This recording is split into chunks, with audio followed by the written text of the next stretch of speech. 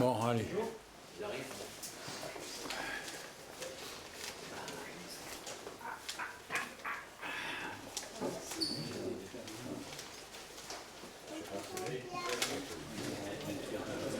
Au départ, Non, ça va pas.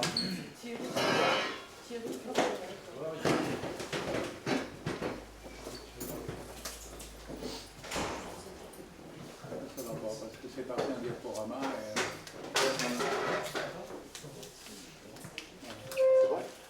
Je vais y aller comme ça parce que... Ouais. Bon, tout le monde est là, on y va. Bon, bonjour à tous. Alors, je vais vous raconter mon aventure en Amazonie. Alors, je suis parti le 20 septembre et je suis revenu le 5 octobre 2013. Donc, départ de Brest, Brest-Paris, Paris-Lima et Lima-Iquitos. Durée du voyage 21 heures et 7 heures de décalage horaire. Donc, vas-y JP.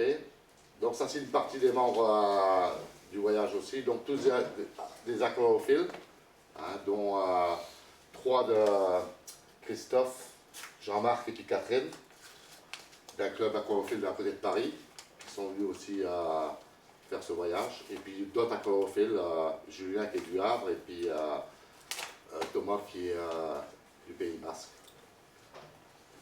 Alors ça c'est une vue d'avion. Là on voit bien les rios, hein, en forme de serpent.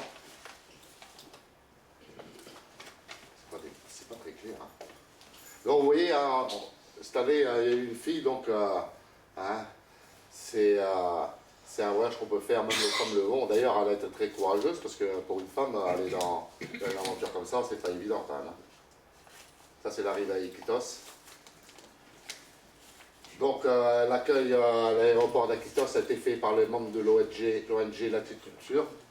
Cette ONG c'est une ONG franco-péruvienne. Donc on est encadré quand même, on n'arrive pas comme ça et puis on ne nous laisse pas tout seul, quoi. On est encadré par des gens qui sont confirmés. Alors le transfert a été fait bien sûr à l'hôtel Casona. Tout est prévu hein, dans le voyage. Quand on paye ce voyage, donc tout est prévu. On n'a pas décidé rien à sortir de notre poche vu qu'on a payé tout et puis on est bien encadré. On arrive, on s'occupe de nous. On n'a rien à sortir après de plus qu'on a payé. Ah, ça c'est le fleuve Italia. C'est juste derrière l'hôtel avec ces maisons flottantes sur pilotis. On va les voir plus loin là. Donc ils font des maisons flottantes sur pilotis, parce que quand il y a les saisons de forte pluie, il y a de l'eau partout, et puis on va voir sur les photos suivantes, les gens ils se réfugient, vas-y passe JP, les gens ils se réfugient, donc ils vivent en bas sur les maisons, au premier étage, et après quand il y a les fortes pluies, ça monte, et puis ils font un deuxième étage qu'on voit sur la photo, là, et puis ils montent en haut. Ils vivent comme ça. Là, on voit bien sur ces photos, hein, donc, les maisons qui sont en pilotis et puis les étages.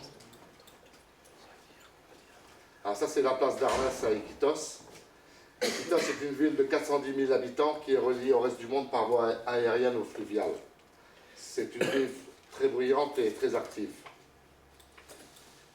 Les autres zones d'habitation à proximité du fleuve Nané sont les villages de Santo Tomas, Padre, Cocha et Santa Clara. On a été trop vite JP, mais bon, c'est pas grave. Attends, bah je retourne.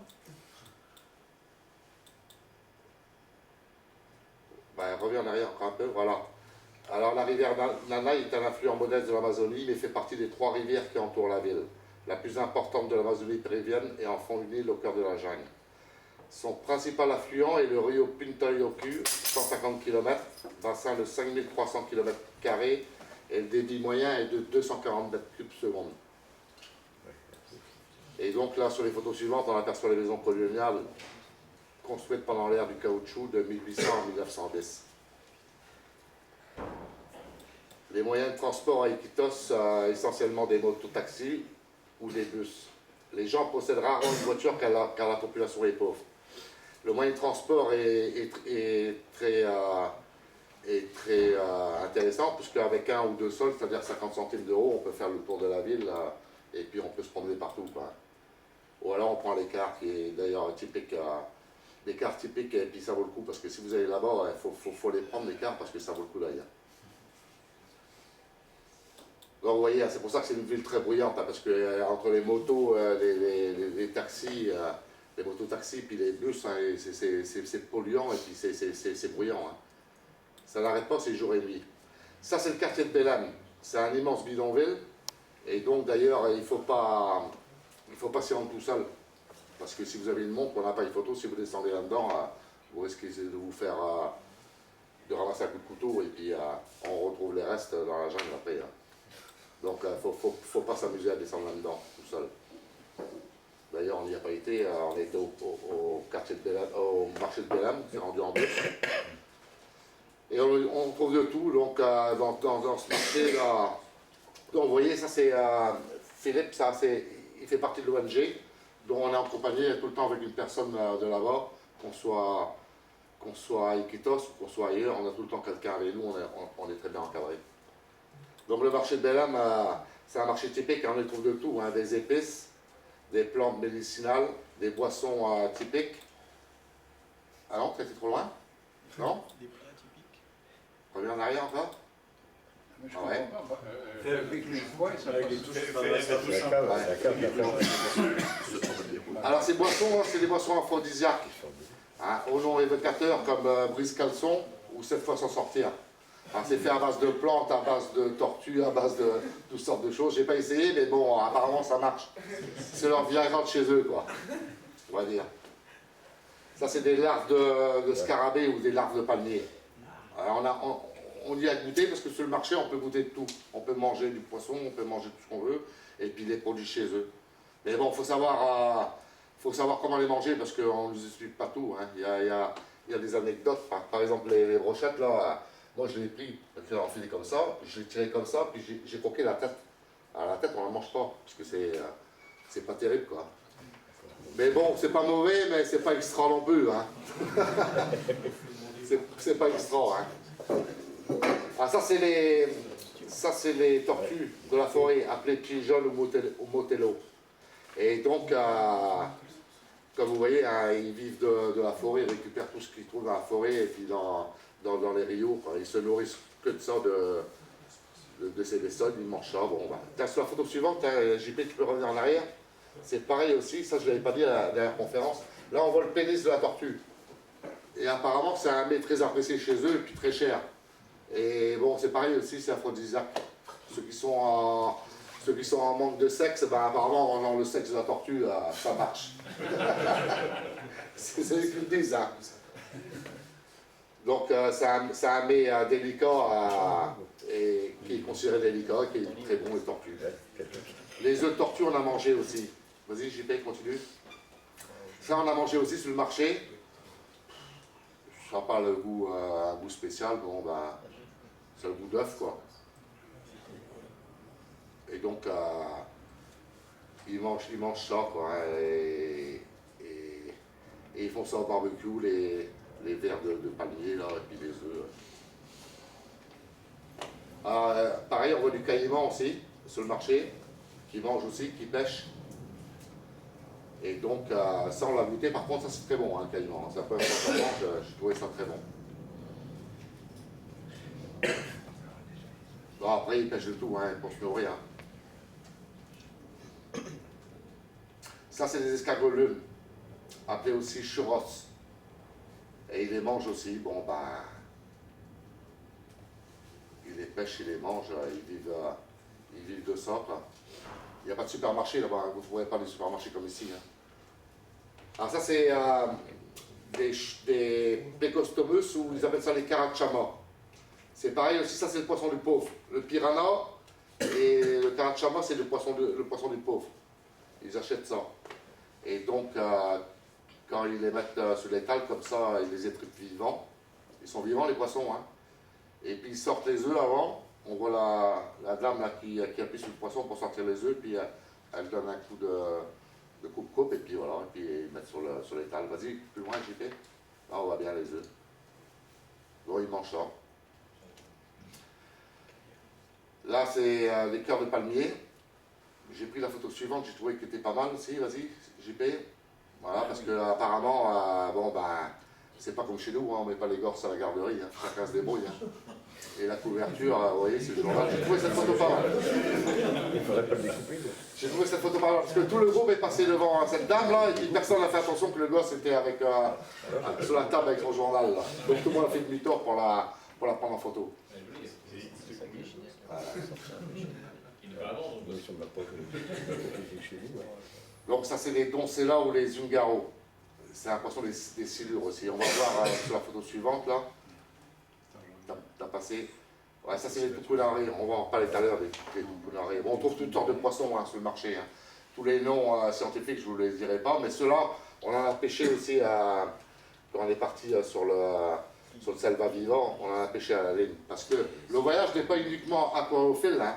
Ils font des voyages, ceux qui aiment la pêche à la canne, ceux qui aiment faire des photos dans la nature, ceux qui aiment les oiseaux. Bon, ben, il y a plusieurs voyages qui sont faits dans cette ONG, et puis pas que sur l'aquarophile. Hein. C'est ce qu'il faut se dire. Donc c'est ceux-là les Ungaro et les Doncella. Et c'est des poissons qui sont de la famille des silures. Donc vous voyez les pièces que c'est, hein, on ne se rend pas compte, mais dans les aquariums, ils sont petits, ils ne grandissent pas, mais dans la nature, c'est des beaux spécimens qu'on trouve. Hein. Donc ça c'est tous les poissons, hein, le rayon poisson dans le marché. Il n'y a pas trop d'hygiène, hein, tout ça c'est sur les étals, hein, donc il n'y a pas de glace, c'est pas comme chez nous, hein, ils ne connaissent pas tout, tous les... l'hygiène et tout ce qui sont dessus, mais on voit que le poisson quand même est frais. Hein. Il a été pêché la nuit et puis le poisson est vraiment frais. Hein. J'en sais rien. Alors tous ces noms, je ne sais pas, je ne peux pas vous les énumérer tous. Hein. Je ne connais pas tous les noms. Alors on a eu la chance d'aller voir aussi chez deux exportateurs là-bas, Equitos, hein, qui exportent des poissons. Ça c'est chez Raoul. Et donc on a vu pas mal de poissons exotiques et puis leur système d'emballage aussi, qui est d'ailleurs... on a trouvé qu'il était au top.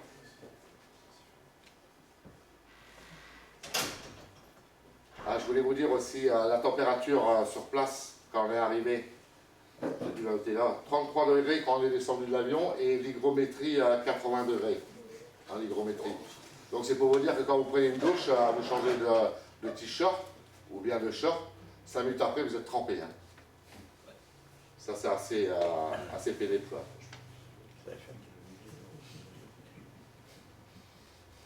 Donc là, on a vu toutes sortes de poissons, hein, des Loricaria, Banac, des L148, des Farvovella, des Amarilla scalaires, des Hypancistus, un point jaune, on a vu beaucoup de poissons. Ça, c'est les poissons qui pêchaient dans une petite caisse là, et puis qu'ils emballaient après.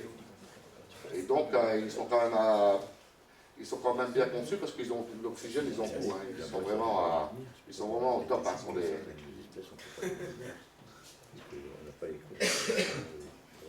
Ce qu'il y a, c'est qu'ils mettent, admettons qu'ils ont 500 poissons de commande, ils mettent 500 poissons dans un sac, dans la caisse, il y a du polyester, l'oxygène, et puis ils envoient comme ça.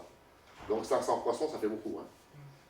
Quand ils mettent des petits poissons, ils en mettent 500 dans les caisses. C'est pour ça qu'on parlait tout à l'heure.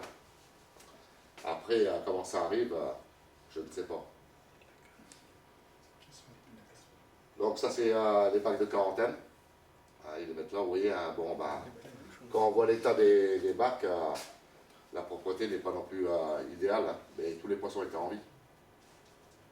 On n'a pas vu beaucoup de morts. Hein. Ce qui nous a étonné d'ailleurs quand on a vu les locaux, surtout celui-là, le premier chez Raoul était à peu près propre, mais lui, ça craignait un peu. Hein. Et on a été étonné parce que dans tous les bacs et dans tous les bassins, on a vu très très peu de morts. C'est ça, ouais, ils ont la bonne eau. Ouais. Ouais. Ils ont l'eau, ils ont la température, ils ont l'hygrométrie, ils ont tout ce qu'il faut quoi, pour les maintenir. Ça c'est Patrick, alors si jamais quelqu'un est intéressé pour faire un voyage, vous allez sur le site Aquariumania, et donc ça c'est l'administrateur du site qui fait partie des voyages et puis qui fait les photos, puis qui fait les films que vous verrez sur ce site. Et tout est expliqué, si quelqu'un est intéressé, tout est expliqué sur le site et puis vous pouvez prendre contact avec Patrick et puis il vous dira ce qu'il en est. Parce que bon, avant de partir, je vais vous dire aussi, il y a ce fameux poisson là qui s'appelle comment? Dis-moi donc JP, je l'ai noté quelque part. Le candiru. Candiru, oui. Ouais, parce que une semaine avant de partir, il m'envoie un mail, Patrick, là, et puis il me dit comme ça, j'ai oublié de vous dire, et avec un lien, un lien où il y a une vidéo sur YouTube, sur le camp des rues. Et j'ai oublié de vous dire, mettez un moule bit en maillot de bain dans votre valise. Un moule bit, bon, bah, le moule bit c'est plus trop à la mode quoi. Alors je suis parti voir ce que c'est raconté, voir si c'était pas des conneries. Et puis quand j'ai vu le lien, d'ailleurs qu'on voit sur YouTube, sur le fameux poisson candiru, c'est un poisson qui mesure un maximum 13 cm. Et c'est un poisson qui est attiré par l'urine. Donc si on porte des maillots de bain qui ont les jeunes, des shorts, là, et si vous pissez dans l'eau, le poisson il rentre par l'urètre et il remonte jusqu'à la vessie. Il a 3 crochets, et donc il remonte avec les crochets, puis dès qu'il est arrivé dans le truc, il ne part plus, hein. C'est pas la peine, hein. Vous n'arrivez pas à l'enlever. Hein. Et il remonte jusqu'à l'urine et il se nourrit de sang et de chair. Donc là, c'est que l'opération. Et apparemment, allez voir sur Internet, vous verrez des vidéos, c'est très douloureux pour ceux qui ont vu le corps. Hein. Et il y a des gens qui ont dit, ah donc quand j'ai vu cette vidéo, je me suis encouru pour aller chercher un moule bête, hein, vite fait. Hein. J'en ai pris 2, j'en ai pas pris un. Et donc c'est vraiment des poissons. Alors là, on a eu la chance d'avoir des pêcheurs qui sont arrivés chez les exportateurs pour livrer leur pêche de la nuit, là. Et donc, c'était quoi ça? Je ne me rappelle même plus. Qu'est-ce que c'était comme poisson ça? Non, c'était pas des discus, hein. Je crois que c'était des... Voilà, là, j'ai marqué ça moi. C'est plus. Je ne sais plus que c'était ça. Ouais, j'en sais rien, je ne sais plus que c'était comme poisson. Ça ressemble au discus, mais ça n'en était pas. Hein. Vas-y, JP. Des héros? Des héros, c'est ça. C'est exactement ça. Voilà, c'est cela. Des héros, ouais. C'est ça même, ouais.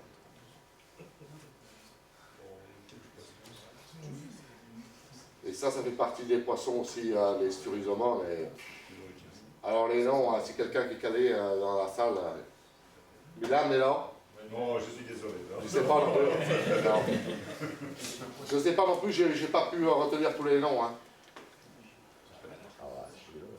Il y avait des Corydoras oranges, on va les voir, des Amaralia, des Hypansistrus à point jaune, des Corydoras oranges, poisson feuille, on va voir plus loin. Et ça, c'est les Panax, ça.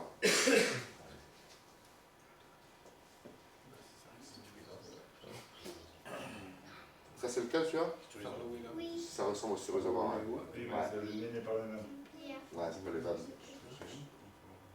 Et ça, c'est quoi? C'est pas les potamotrirons, trigons, ça? Les lames? Non, je sais qu'est-ce que c'est. Bon, ça sortira.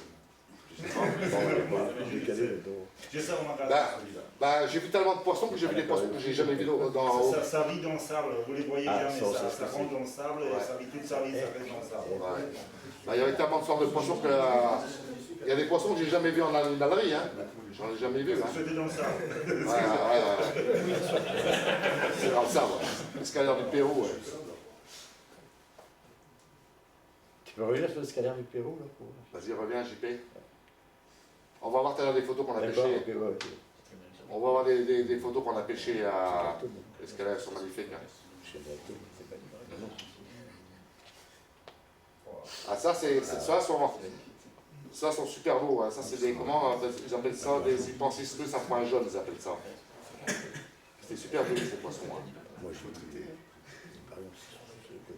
Et ça, c'est les fameux Corydoras, Yvon, qu'on a pris avec Terry il y a 2 ans, avec un gars qui faisait un repos, là. Et Strike. Ray Strike, ouais, c'est ça, ouais. Alors de ça, on en a pêché plein, il y en a plein là-bas. Ça, c'est les poissons feuilles. Et voilà le fameux discus pointé, discus vert nalai. Alors ceux-là sont beaucoup plus chers et très recherchés parce qu'ils sont pointés rouges là. Et donc c'est ceux-là qui se vendent les plus chers, les discus à tête bleue. Pointés rouges. Ah ouais, ouais. Combien ça vaut là-bas? Ça fait un peu de léopard, quoi. Alors là-bas, 5 euros et je reviendrai plus loin, mais le pêcheur, un des pêcheurs qu'on a vu sur le fleuve Naraï, nous disait qu'il les vendait à peu près 3 euros aux exportateurs, le poisson. Ouais. Et je vous dirai plus loin, j'ai noté là, Oh, mais c'est une belle taille. 500 poissons, je ne sais plus combien c'était qu'ils vendaient. C'est noté plus loin, je te le dis. Mais bon, une misère, quoi. C'est ça le...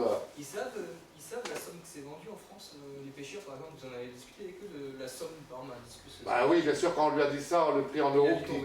voilà, quand il a traduit ça en sol, parce que là-bas c'est le sol, quand on lui a dit qu'un poisson comme ça valait 100 euros, bah, le mec, ouais. Ouais, mais si tu veux, tu peux parler d'importation. Voilà, le problème c'est l'importation, quoi. C'est que l'importation coûte cher, quoi, pour les importations de chez nous. C'est sûr, mais bon, il y a quand même le transport que je vous expliquerai tout à l'heure. Le transport, il y a la douane, il y a le vétérinaire. Ça coûte des sous, mais bon, c'est sûr que quand on voit un poisson qui a ce prix-là et qui est revendu en France après à plus de 100 euros, bon, bah, il y en a qui se tapent dans les poches, hein, et c'est pas le pêcheur, hein, c'est sûr. Ça, c'est comme tout. Hein. Non, je parle des gros.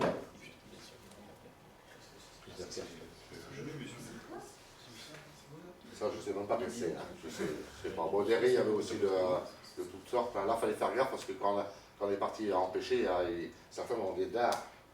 Et puis, il ne faut pas mettre la main dessus parce que ça craint, quoi. Ça, c'est l'Oscar. Tout le monde connaît. Et ça, c'est un piranha. C'était balèze.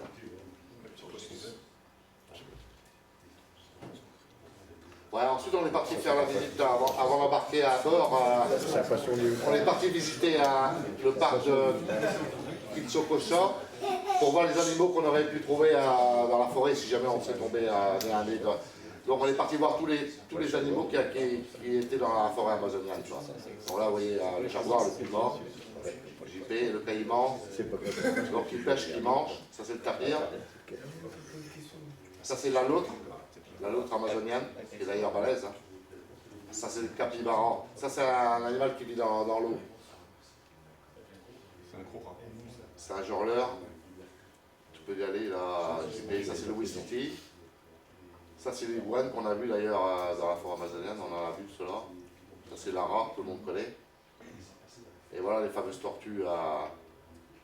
Les tortues, comment ils appellent cela? Je ne me rappelle plus le nom.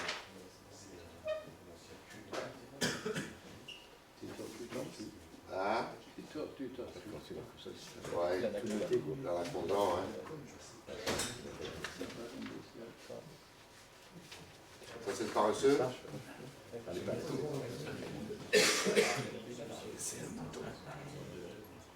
Ça c'est un poisson préhistorique. Ah, un poisson, un oiseau.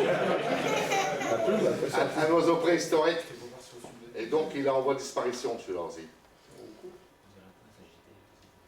Et le fameux tout corps. Alors celui-là on a eu la chance de le caresser, c'est impressionnant parce qu'au départ quand on voit son bec on a peur de s'approcher.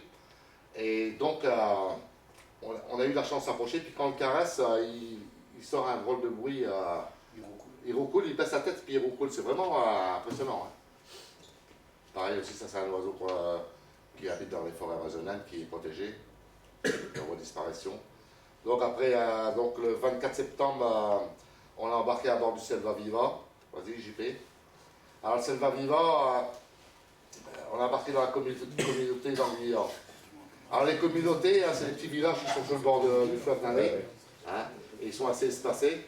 Ils sont habités de 50 à 700 habitants, ces communautés. Et ils sont loin d'Iquitos, hein, donc il n'y a pas d'hélicoptère si jamais vous êtes piqué par un serpent, ou bien... Et eux, comme ils ont que des pirogues, le pêcheur qui a un moteur, il est assez riche, donc le temps de revenir à Iquitos, il y a des pêcheurs qui se font piquer la nuit quand ils vont pêcher les discus, et puis le temps qu'on les ramène à Iquitos, ils sont morts. D'ailleurs, quand on était sur le fleuve, là, 8 jours avant, il y a eu un pêcheur qui a été piqué par un serpent, et le temps qu'on le ramène à Iquitos, le gars il est mort. Ils ne sont pas comme chez nous, il n'y a pas d'hélicoptère qui viennent, et puis en 2 heures, on transporte à l'hôpital. C'est pour ça qu'il faut faire gaffe. Quoi. C'est un voyage qui est bien encadré, mais partir tout seul ou bien avec 2 potes à aller là-bas, je ne vous le conseille pas. Vaut mieux partir encadré et puis être sur son sou. Quoi. Donc le Selva Viva, c'est un bateau en bois. C'est une construction typique du Pérou. Il fait 22 mètres de long, 6 mètres de large. Il y a 10 cabines, des simples ou bien des doubles. Si vous allez en couple, vous aurez le droit aux cabines doubles. Et il est équipé de panneaux solaires qu'on voit là-bas derrière. Hein. Et donc, et l'alternateur du moteur hein, qui fait donc l'électricité. Et qu'est-ce que j'allais dire? Il n'y a pas de ventilateur, il n'y a pas d'air conditionné. Donc, on est carrément au cœur de la nature. Et puis, par moments, c'est pas si évident que ça. Ouais. Donc, il propose des voyages touristiques de 4 à 10 personnes, comme je vous disais tout à l'heure. Hein, c'est des croisières soit humanitaires, avec de l'assistance médicale, et soit des voyages à chronophile, soit des voyages pour faire des photos, des voyages pour voir la nature, bon, etc. Quoi. Et donc, les voyages se font de la frontière du Brésil au nord de l'équateur. Alors, le Rio Napo, le Rio Tir, le Rio Cucaray, Javari et le Rio Nanay. Et cette année, si vous allez voir sur le site La Coromania, ils pensent faire un autre voyage encore sur les lacs Tanganyika et puis, comment ça s'appelle l'autre là? Voilà, Malawi. Voilà, ils pensent faire 3 voyages. Donc voilà les cabines d'eau. Ou bien simple, c'est la simple ça ou la double, je ne sais même plus. Donc ça c'est le pont supérieur. Ouais, deux oreillers. Là. Ouais, je crois que c'est la double celle-là, ouais. Ah, donc vous avez 3 ponts, hein. Ça c'est le pont supérieur, si vous êtes trop chaud, nous on dormait la nuit sur les hamacs là. On n'était pas trop embêtés par les moustiques parce que comme c'était pas la saison des pluies, donc il n'y en avait pas trop. Il y en a quelques-uns, donc il faut envoyer l'anti-moustique. Hein, il y a un asperger et puis on est venu sur le pont. Donc là c'est tout l'équipe. Hein. Donc Philippe est le responsable de l'administrateur de Selva Viva. C'est lui qui est à bord du bateau, qui s'occupe des gars. D'ailleurs, comme j'ai marqué sur mon listing, l'accompagnement de notre aventure a été assuré par Philippe Gras, qui est là-bas au fond. Administrateur de Selva Viva, passionné de poissons ornementaux et volontaire pour l'Altitude Sud. Parce que tous les gars qui travaillent pour l'Altitude Sud, c'est des volontaires. Hein. Donc, ils partent là-bas pour quelques années, voire plus, s'ils se marient avec une péruvienne ou bien une brésilienne, puis ils restent là-bas. Et donc, l'ensemble du groupe a fortement apprécié ses connaissances et ses choix pour débusquer toutes sortes de poissons. Et donc, on voit Patrick, là, qui est administrateur du site Aquaromania et qui a fait les films que vous pouvez voir sur le site, et puis les photos. Donc, l'équipage était composé d'un capitaine, qu'on voit là-bas à sa casquette, d'un mécanicien qu'on voit avec son t-shirt rouge, là, et puis de 2 matelots et 2 cuisinières. Et donc, les sorties de jour se faisaient avec l'annexe du bord, donc on partait avec celle-là. Et nous partons tout le temps accompagnés avec un village, un pêcheur d'une communauté ou d'un village où on était. Parce qu'il fallait demander l'autorisation, parce que dans chaque communauté, il y a un chef. Et on ne peut pas arriver comme ça et puis aller dans les quebradas pêcher. Il faut demander l'autorisation au chef du village pour pouvoir partir après pêcher dans les quebradas. Donc on était accompagné par un pêcheur du village, et c'était pas plus mal d'ailleurs parce qu'il connaissait les secteurs, il connaissait les coins, et puis les dangers, parce qu'il y a des serpents, il y a toutes sortes de choses. Donc on partait avec l'embarcation là, dans les quebradas. Les quebradas, c'est des petits bras de mer qui sont sur le bord de la rivière. Ils appellent ça des quebradas où il y a des cochons. Hein? Pas des bras de mer. J'ai marqué des bras de mer? Je sais pas, mais tu viens de dire des bras de mer. Non, des sortes de petits bras. Ah, j'ai dit bras de mer, ouais, voilà. Des sortes de petits bras sur le bord de la rivière. Non, c'est pas des bras de mer. C'est tout le monde pêcher, quoi. Vas-y, JP. Non, voilà, avec Prada, c'est ça, quoi. Vous voyez la couleur de l'eau, comment elle est. Donc, pas la peine d'envoyer le masque et le tuba parce qu'on voit rien du tout. On y a essayé, c'est pas la peine. Donc, les paramètres de l'eau, on les a pris par plusieurs reprises. Alors, le pH était entre 5 et 5,5. La température de l'eau partout où on a été était 27,5 et la conductivité était de 0. Partout où on a été, conductivité 0. Donc, pour retrouver ça dans nos bacs, pas évident. Hein.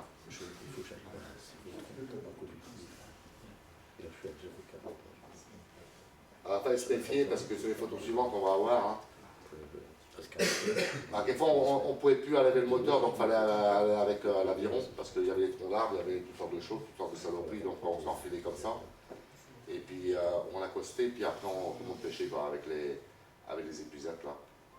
Donc on partait 3-4 heures, 4-5 heures, ça dépendait combien de temps et où on allait quoi. Alors il fallait faire gaffe où on mettait les mains, parce que quand on est dans l'eau, on ne fait pas tout le temps attention, puis quelquefois on se retient sur un arbre, comme celui-là, l'arbre à aiguille, ils appellent ça. Et moi j'ai eu le bonheur de mettre la main dessus. Ben, quand on fait une fois, on ne fait pas deux, hein, parce que ça ne fait pas du bien, c'est vraiment des aiguilles. Hein? Ça casse les épines. Ça casse, ouais, ça rentre dedans, ça casse, et après pour les enlever, bon bah, c'est une partie de plaisir quoi. Donc il faut faire gaffe aussi aux araignées, parce que bon bah, hein, c'est pas tous appuyés sur les troncs d'arbres, il y a toutes sortes de saloperies. Hein. Et bon, il y a des gentilles, puis il y a des méchantes, et puis il y en a même qu'on voit même pas, comme celle-ci. On la voit à peine quoi. Surtout celle-là, la tarentule, hein. Il faut y faire gaffe.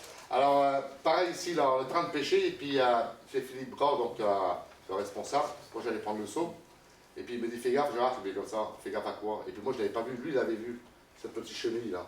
Et là, on voit bien son verre. Là. Et apparemment, quand on est piqué par ça, là, on reste 2 jours après dans sa couchette avec de la fièvre, et puis toutes sortes de maux.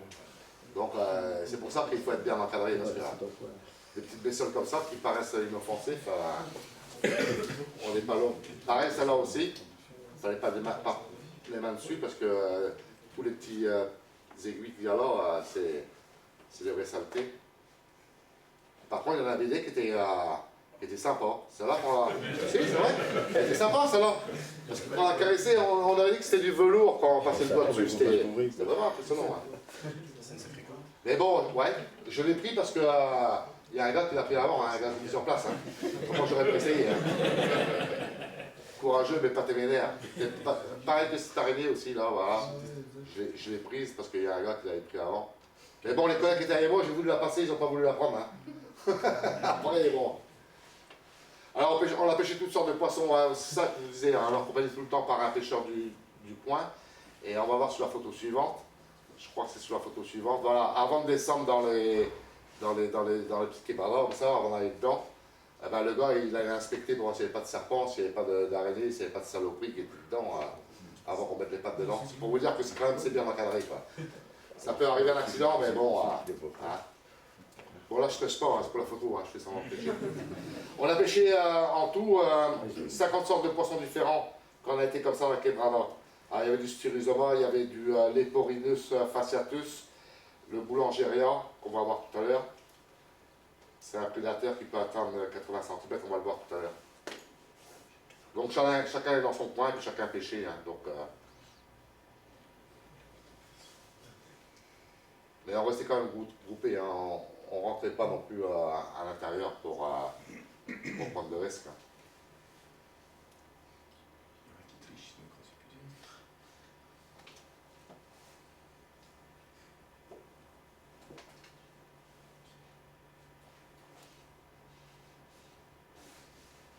On a toujours les bottes, hein. Tout le temps on mettait les bottes pour aller dans l'eau parce qu'il ne fallait pas aller en plaquette, hein, les pieds nus. Hein.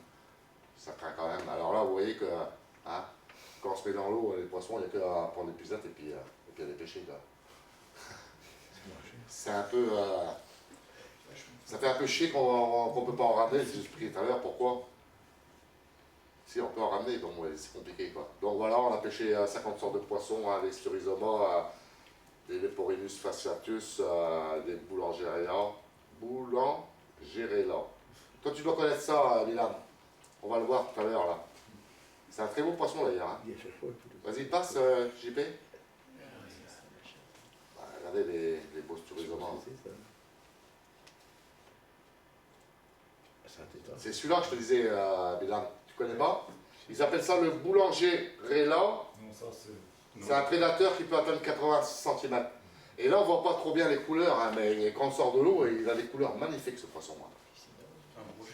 Ouais, ça ressemble à un brochet. Hein. Et ils appellent ça le boulangeria. Il y avait tout, il y avait des Mesonata, il y avait des Parotocyclus locaridés, Apistogramma britannia pour notre ami Stéphane, il est là. Les scalaires, voilà les beaux scalaires du Pérou, ça, ils sont magnifiques aussi. Bah, je sais pas si c'est du Pérou. Hein? Si, C'est du du Pérou, oui, oui. Comment? C'est du Pérou, le scalaire. La Bah, région, c'est pas le Pérou, là. bah, nous, on a pêché, puis j'étais au Pérou. Hein. Ah ouais? Ah ouais. On était sur le Rio Nané, hein, donc Ah ouais, d'accord. donc c'était au Pérou. Hein. Ah d'accord. Non, Ah ouais. Pourquoi tu dis ça? non, c'est le temps pour moi, non, j'étais pas au Pérou. Là, quoi. Hein? Moi, j'étais pas au Pérou, quoi. Ah, t'étais pas au Pérou? Tu arrives avec nous, là? Ouais. D'accord. Non, mais je posais la question, c'est pas être sûr. Si, ouais. Non, c'est... Non, Moi, je sais j'étais pas. en Guyane. Non, mais on va voir tout à l'heure plus loin. C'est vrai, on a pêché. Donc, alors je continue ma liste. Il y avait, je ne vous ai pas tous énumérés, hein, les Émigramus, Yanuari, Diarera longibarbis, Eporinus fasciatus, Nanostomus trifaciatus, Predicialan, Emigramus robestis, Eros notatus. Bon, et puis tous les noms scientifiques que je ne connais pas. Hein. Vous excuserez parce que j'ai pas un dictionnaire dans la tête là. Ah voilà les fameux apistos. Ouais. J'aime bien te remettre le couteau dans la plaie. Je m'en vais. Ah, pars avec moi cette année. Ma femme est d'accord. Ah voilà, tu vois. Mais pendant 20 ans. Il faut aimer les enfants d'abord. C'est une bonne assurance. Alors j'ai une colle à poser un peu plus loin là, parce qu'on n'a pas réussi à l'identifier. Voilà l'escalaire du Pérou. Ouais, ouais. C'est qu'on a pêché. Ah voilà, on n'a pas réussi à l'identifier, pourtant Christophe était avec nous là. C'était un dictionnaire ambulant, et puis il connaissait beaucoup de sortes de poissons. Puis on avait aussi les bouquins pour donc identifier les poissons, les répertorier qu'on faisait à bord, après qu'on les avait pêchés. Et donc celui-là, on n'a pas réussi à le trouver, ce Corydoras là. Il avait à la nageoire dorsale et caudale jaune. Et on ne l'a pas trouvé nulle part sur aucun bouquin. Une déformation. Comment? Une déformation. Ah non, on en a pêché plusieurs. Hein. T'as qu'à voir, il y a une merlite. On n'a pas pêché qu'un, on a pêché plusieurs Corydoras. Hein. Donc il n'est pas répertorié. C'est des espèces. Ce sont des nouvelles espèces en Amazonie. Ouais, C'est une nouvelle espèce. Ils ont... peut-être c'est des espèces qui ne sont pas répertoriées, qu'on n'a pas trouvé encore, j'en sais rien. Alors, C'est vrai, Gérard, t'as dû mettre ton nom. ouais, alors j'ai vu avec Olivier, qui connaît aussi, là, notre collègue, là, il a dit que c'était les Corydoras aneus sauvages du Pérou. Mais j'étais sur Ictus, là, sur le site Ictus, mais je ne les ai pas retrouvés. Et ils ont, vous voyez, ils ont tous les nageoires jaunes. Et on n'a pas trouvé dans aucun bouquin. Hein. Quelle taille il faisait à peu près? Comment? Quelle taille il faisait à peu près? Bah, il taille la Corydoras adulte. Hein. Vraiment un petit corridor, c'était pas plus grand. Non, adulte, quoi, cette taille, quoi. Adulte, tu vois sur la photo, la taille qu'ils font. Et c'est un Corydoras, hein, c'est vraiment un Corydoras, mais lequel que c'est. C'est pas le Goldstrap qu'on a vu tout à l'heure, hein, comment? Il est bon? Red Strip, ouais. C'est pas celui-là, hein.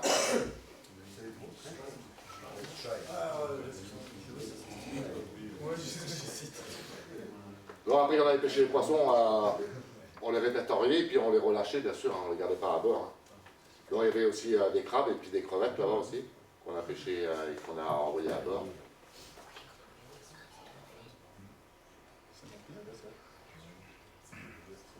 Donc on a fait aussi, vas-y JP, plus loin, on a fait aussi la pêche à l'épervier. Hein, on a essayé. Pas évident parce qu'il y a une technique pour le lever puis pour le lancer. C'est pas évident, hein, vraiment. Quand on ne connaît pas, on n'a jamais fait ça. Et on a pêché aussi des poissons avec. Vas-y, JP, continue.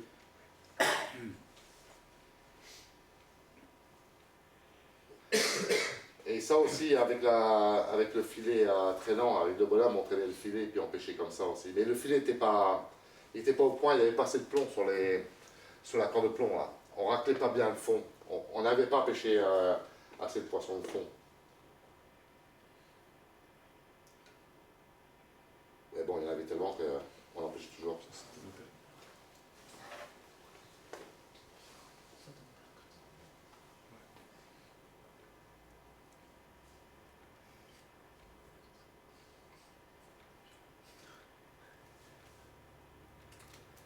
Bon, on changeait tous les jours hein, de village, de communauté, on en a fait 8 au total sur le Rio de l'année. Donc tous les jours on restait pas sur place, on bougeait le bateau. Puis, et sur notre route on croisait toutes sortes de choses, hein, donc des pêcheurs avec leurs pirogues, et puis vas-y sur la photo plus loin JP, voilà les communautés comment ils sont, hein, comment ils vivent. Donc après ces gars là, ils coupent le bois qu'ils envoient à Iquitos, ils font des radeaux comme ça, et ils se laissent dériver avec des fruits, des légumes et puis les animaux. Et ils se laissent dériver parce qu'il y a quand même 3-4 nœuds de courant hein, sur le fleuve d'année. Hein. Et ils se laissent dériver jusqu'à Iquitos et puis ils vont envoyer leur chargement là-bas et puis ils reviennent après. Alors certains ont des moteurs, comme on a vu sur la photo précédente, et d'autres n'ont pas de moteur. Alors le petit gars là, ils se laissent aller. Ils ont leur feu là pour casser la croûte et puis ils se laissent dériver comme ça. Alors combien de temps ils mettent, je ne sais pas. Mais... Alors, j'ai eu la chance de voir des dauphins roses aussi, qu'on a croisés en chemin. Pas évident de les photographier parce qu'on sait quand ils plongent, mais on ne sait pas où ils sortent, donc on a eu assez de mal à prendre des photos assez nettes.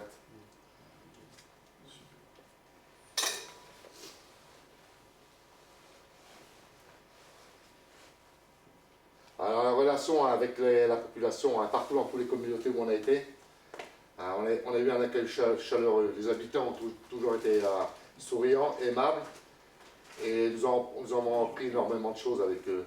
Vous voyez, hein, ils lavent leur linge dans la rivière.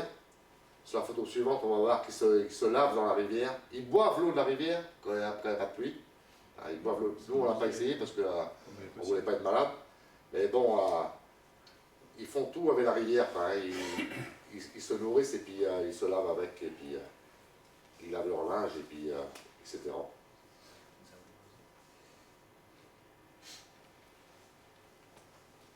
Avec toi les maisons, comme vous voyez là, on va voir sur la photo plus loin, ils sont faits en palme tressée.